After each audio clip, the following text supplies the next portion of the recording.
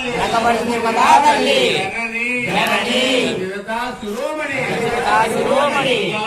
మతించిన రావణుడు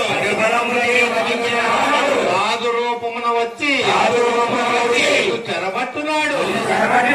ప్రతిసామయంను ప్రకటించి అతనిని భయముతే పంపింపజేసింది కదా తల్లి.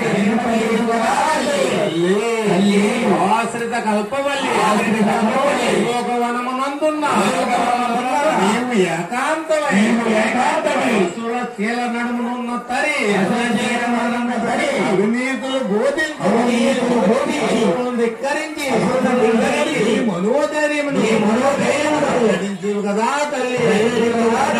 మాతాదయ సీత నీ మార్బలముతో రావణుడు అరుదండి ద్రొమ్ముతో స్కంభముతో నువ్వు చేరబోవా అడ్డం పెట్టి దూషించి ఈకులు బోధించి పంపి అద్భుత సాహసమును ప్రకటించు కదా తల్లి.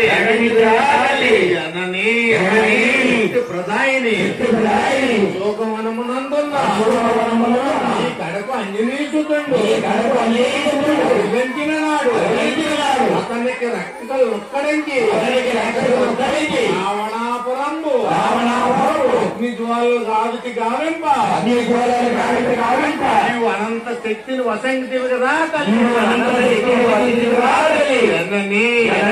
నిర్మల హృదయ బలవంతుడైన హనుమంతుడు శోకవనమునందుండి దునిపోయి అరణ్యమునందున్న రామచంద్రులకు పగింతునన్న నాడు ఎతులు బోధించి విమల చరిత్రను నడించు కదా తల్లి. మాత నిష్కలంక చరిత పతేన శ్రీరామచంద్ర ప్రభు